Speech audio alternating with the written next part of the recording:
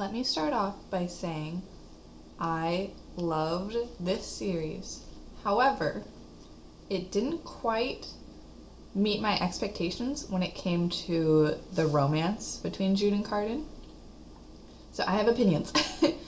I'm going to try to keep this as spoiler free as I can, but like there's going to be some spoilers because it's my opinion on like their story in general. So heads up if you don't want to see that. But starting with the Wicked King, I really liked how Jude schemed in this book. That's really what like drew me in and like kept me in the book, was her plotting and scheming and like how is she gonna get what she wants. And she's very power hungry, which I feel like most characters that I read about, like they don't want power, they want some type of right or wrong, you know, like they're trying to like beat out good over evil. Jude, I feel like she just wanted to like be on top and be powerful so nobody else could get to her, because she spent her whole life feeling less than because she grew up around all these amazing magical creatures and she's just human. So her motivation was very interesting. Like the scheming just really got me. The romance, eh. Cardan, like I know he's being this like rich kid playboy, you know, too cool for school kind of guy. I see how there could be an appeal with that, of like, you know, taming the bad boy in a way. I just felt like there wasn't enough. That was the main theme for me, was there wasn't enough of their romance. There wasn't enough build up. There wasn't enough like banter, things like that. So I did give this a 5 out of 10 for romance. Overall, the book still got an 8.9 in my opinion, just because the plot, the writing, like I really enjoyed it. I was really sucked into the story and the atmosphere. But the romance, it's kind of lacking for me. And then with the Queen of Nothing, kind of the same thing. It was better. I gave it a 7 this time, just because you did kind of start to see Cardan talk about like his origins in a way, and like the little good things that he had done, like smuggling out humans from his brother's estate, and you know, getting Jude that one beautiful dress for that one ball.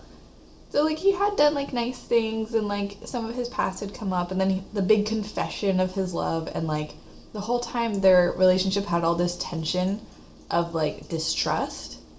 And so finally where there was like that trust between them, that was really cool to see. So I did enjoy that aspect.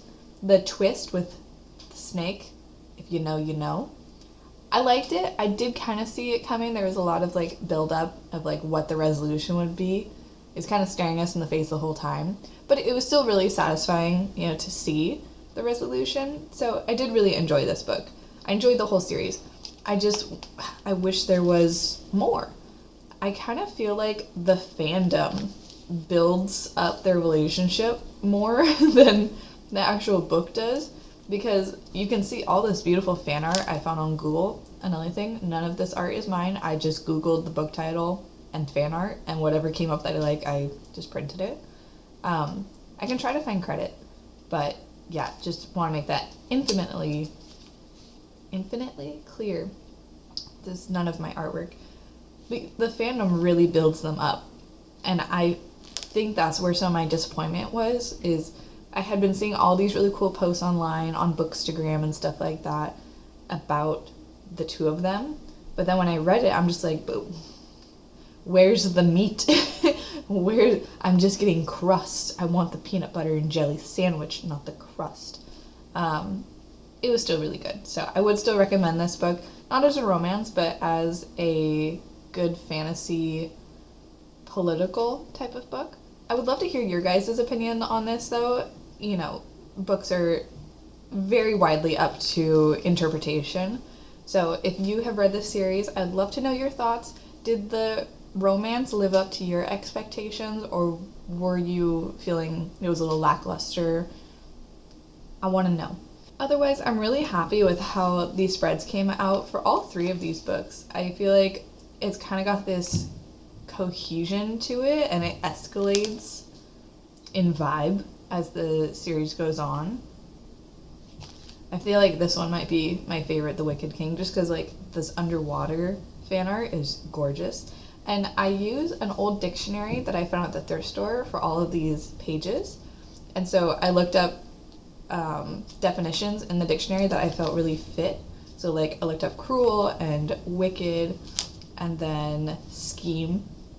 So it adds a little extra depth to it with my background choices. But that is all for this video. I really hope you guys enjoyed hanging out with me while I put this together. Let me know your opinions on this book in the comment section below. I'd love to hear about it, and I'll see you next time. Bye!